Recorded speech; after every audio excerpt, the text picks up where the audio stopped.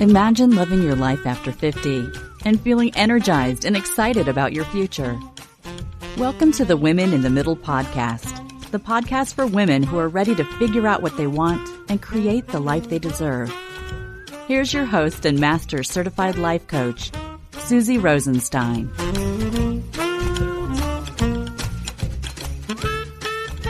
Hey there, today we're talking about making a fun commitment to have more fun in your life. Let's go. Welcome back to the podcast, Women in the Middle. I'm your host, Susie Rosenstein, your master certified coach, midlife mentor, and I'm so glad to be here with you again. So I've been thinking about goals and desires, wants, vision boards, all the things, because, it's a good time of year to do that. Actually, I believe it's always a good time of year to do this, but it's come up a lot lately with my clients too. And really, it's what this work is all about, being more intentional about what you want in your life so you don't have regrets. Thinking about it ahead of time is one of the early steps. It's a critical part of your happiness and success path to loving your life after 50. But if you don't nurture your commitment to yourself, you risk it not happening. So we're going to dive into all of this fun stuff because with a couple of tips and tweaks, fun can really be on your agenda more and more going forward. But just quick, before we get going, I want to invite you to my Happiness and Success workshop, which is perfect for you when you're feeling super stuck in midlife and craving a crystal clear roadmap forward. It's my 1-hour online training that will help you zero in on your priorities super fast, get unstuck, and feel ready to take the next step so you get on track to live life to the fullest during this exciting chapter. To find out when the next workshop is, head over to www.createhappinessnow.com. I would love to be your midlife coach to get this party started. Okay, now let's get going with this whole idea of making a fun commitment. Even just thinking about it this way gives you pause, doesn't it? There are so many commitments that don't feel fun. But this commitment is special because it's about committing to more fun. It's pretty common to skip that step, and then time flies by, years or decades even, and you still haven't done what you want. It's kind of like we don't always realize our role in creating the fun. So let's start with defining fun. The classic dictionary definition is that for something to be fun, it has to be enjoyment, amusement, or a lighthearted pleasure, right? It has to be enjoyable, you need to be amused, or it has to feel like a lighthearted pleasure. And right away, what comes up for you? Because you can see it's totally personal. What I think is fun may not be what you think is fun. What your kids, siblings, friends, husband, partner, all the people, what they think is fun might not do it for you either. I remember once a couple years ago when I was reminded of this fact. I was visiting my uncle in Palm Springs and I was all excited to try out this Merlin bird app, which I've talked about several times on the podcast because I love it so much. It's a bird song identifier, basically. So when you hear a bird, you press record and it identifies the bird who's actually tweeting. You can download different packs for different parts of the world. So when you're traveling, you can still have fun with the birds like this. So I was outside explaining my excitement about using the bird app in California because I live in Ontario, Canada. And I noticed that my enthusiasm was not shared. My uncle says, "Susie, read the room," which totally cracked me up. But it was also a great reminder that the way you define fun is really subjective, personal, and unique to you. Now, my sons have also shared that same line with me. "Mom, read the room." But whatever. I think it's fun, and I really don't have a problem talking about what I think is fun or laughing, because fun is often also funny. Anyway, but whatever it is for you, whatever fun is for you, it deserves to take up more time and space in your life. Here's the thing about fun. If you're not currently having enough fun, you're not alone. There is research to back it up. According to the Chase Freedom Unlimited Card Survey of more than 1,000 American adults, 97% of us think that having fun is very important.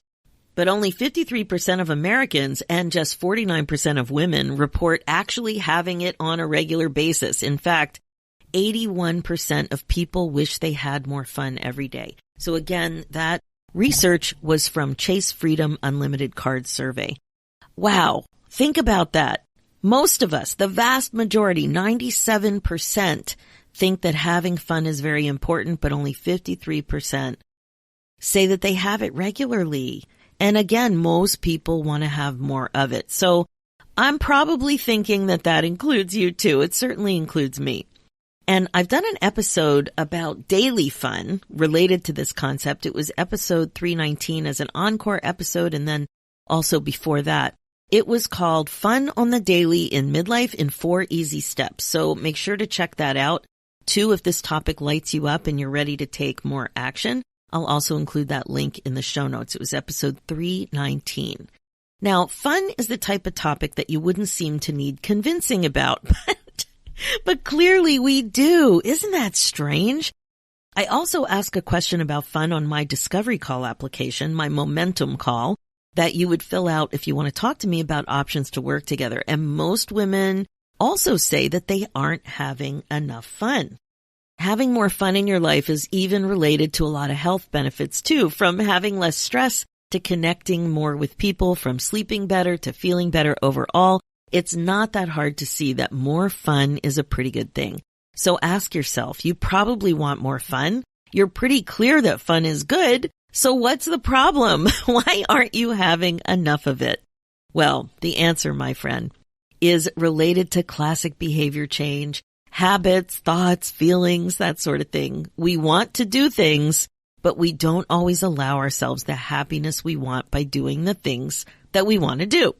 And not allowing yourself to do the things that you know you want, not allowing yourself to be happy, is a common thing that we regret.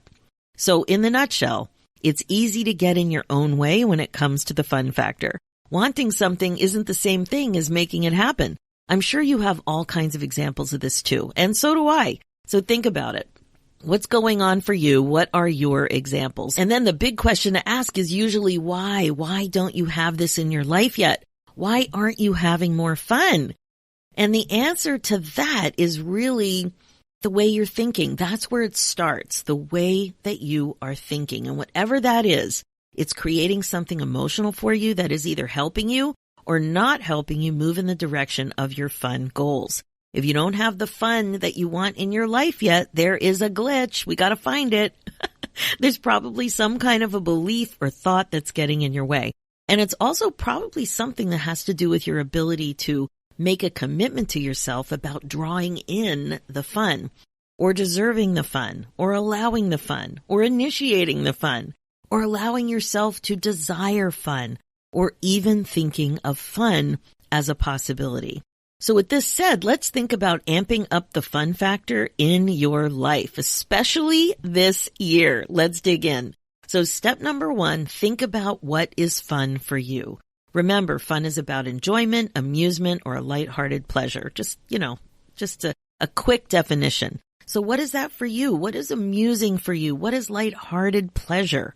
What do you enjoy? Is it more time with the people in your family? Maybe the people you love to be with and hang with, or even your friends? Maybe you like to eat out or have dinner parties. Maybe some kind of a trip, travel or road trip perhaps. Heading out to national parks light you up? What about movies, entertainment, seeing a concert, sports, hobbies? Maybe something like painting or sewing or gardening. What about ecotourism, seeing a museum, going boating, going whale watching, some kind of animal encounter, going fishing, metal detecting, bird watching, whatever it is. There's so many things. The fun part might also come into how you do the fun thing. So I want you to think about that too. For example, I love playing with beads and wire. So I love buying beads. Even that is fun. I love collecting beads. And one time I realized that buying beads while on vacation was super fun. So I could find these special beads, and then there was always a story that I could tell about where the beads came from in whatever I made. To me, I couldn't believe how much fun that was.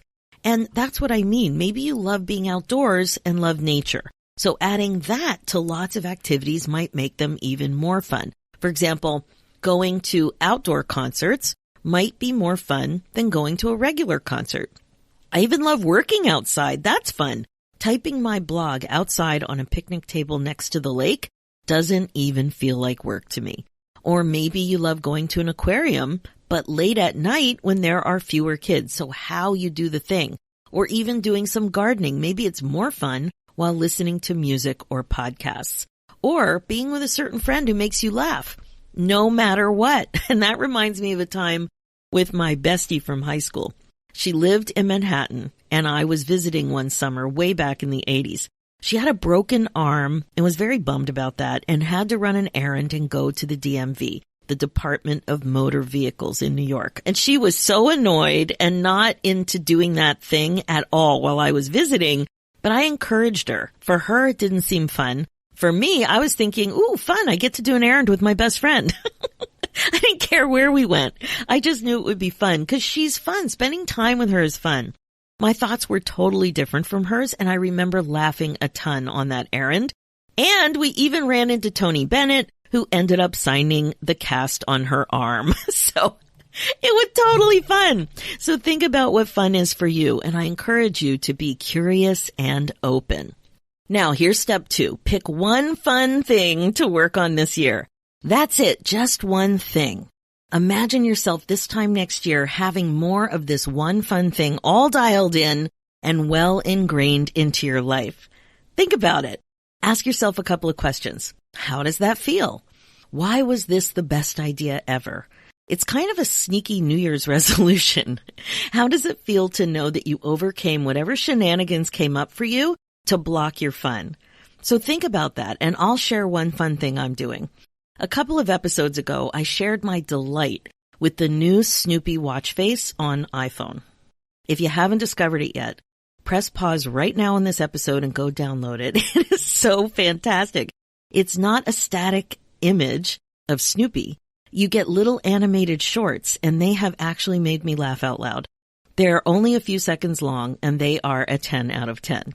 So I was thrilled when I received a page-a-day Peanuts calendar for the new year. I haven't read Peanuts comics in ages. Back in the day where we used to, just get so excited on the weekend to get the color comics in the newspaper. So much fun. So I haven't read Peanuts comics in so long. So I committed to making time to read the daily comic on my page-a-day calendar rather than just tear it off and say, oh, I'm too busy to read that right now and throw it away, or I just really want to make time to read it. I don't want to just move on to the next. Now, I know this might sound like such a small, fun thing, but Peanuts make me laugh. Snoopy is the best, in my opinion. And all in all, it will be less than a minute a day to have a little bit of fun. And I know many times I will have the thought that I'm too busy to do this. I know I will. So whatever it is for you, to spend more time with friends, to go to movies, to teach your dog a trick, to teach your parrot a new word, to play more games, to start a hobby, to go to your favorite restaurant once a month, whatever it is, just pick one thing to focus on this year and go all in.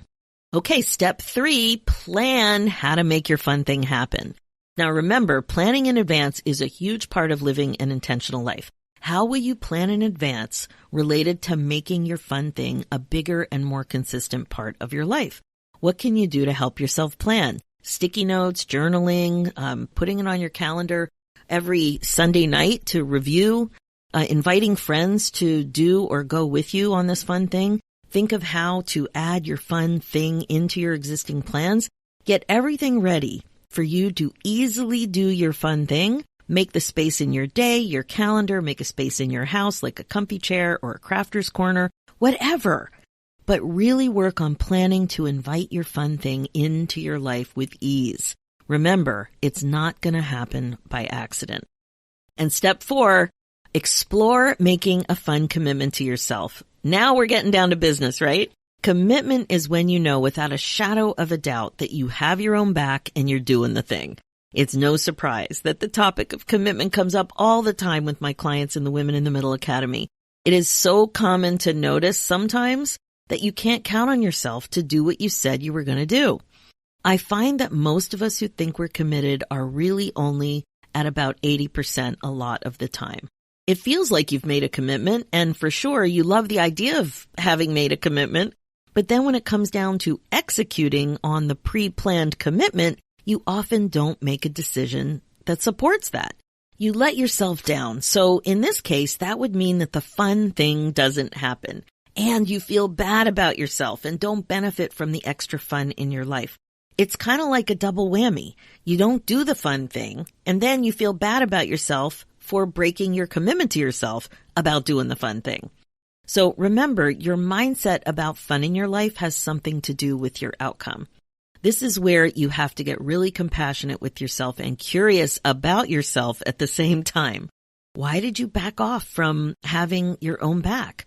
Why did you decide not to follow through on your plans? So get really quiet and listen to your thoughts about what happened. What came up? That you were too busy, that it wouldn't really matter if you didn't follow through, that you didn't deserve it, that you can't afford it, that you'll do it later, that you suck at keeping commitments to yourself. My friend, this is where the rubber hits the proverbial road. Whatever this thought is that got in your way is critical to become aware of. It's highly likely that this isn't the only time that this thought comes up. And as my old band director Fred would say, it stinks up the joint. Here's the thing. Awareness is just about everything. It's everything. The more you can learn to watch your thoughts without necessarily being at the effect of them, the more you empower yourself to know that you can actually create the life that you want. Seriously, think about this. If you want this year to be full of more of this kind of fun, when committed, there's no doubt that this commitment is as good as done. It's not 80%. It's the same level of commitment to yourself as brushing your teeth. You just know that you're going to brush your teeth twice a day. No discussion, no fuss, no muss, no debate, no mind drama. You accept it ahead of time, and it's as good as done. That's a real commitment to yourself. So the question is, can you do that and actually allow yourself the pleasure of inviting your special brand of more fun into your life this year? That's up to you, but I sure hope you're open to it. Just remember, use these 4 steps to practice getting more comfortable with this fun idea. Fun commitment. Step 1, think about what is fun for you. Step 2, pick one fun thing to work on this year, not a whole giant list. One fun thing. Step 3, plan how to make the fun thing happen. And step 4, explore making a fun commitment to yourself. And there you have it. Simple, complex, and totally worth it. Having more fun is a very good thing. Okay, that is it for this episode. As you know, this podcast is all about how to love your life again after 50. It's really all about coaching you to be more intentional and to incorporate mindfulness into your life as a regular practice. This is how you put yourself on your agenda. It's not going to happen by accident. My focus as your midlife coach is to help you get unstuck, clear, and focused on your current values and priorities so that you don't have regrets. I can help you create the success you're looking for. That's why I created the Women in the Middle Academy. And you know, I'm calling it the Women in the Middle Happiness Academy because that's what it's all about. I did this with you in mind because it's a warm, supportive, and fun coaching community of like-minded women who grow forward together. It is totally possible to feel great about your roadmap to a more fun, meaningful, and regret-free next chapter. So email me your questions and let's talk about it and see if it's for you.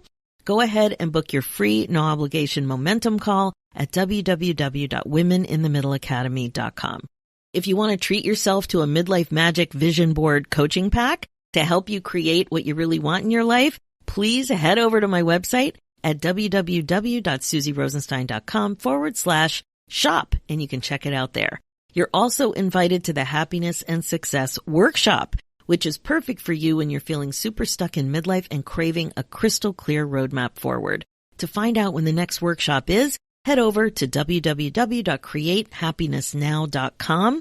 I would love to be your midlife coach to get this party started. And finally, for show notes and links, head over to www.susierosenstein.com and click the podcast tab and look for episode 338. Thanks so much for listening. It's time for you to put yourself first, one thought at a time. I'm Susie Rosenstein, and I'll talk to you next week.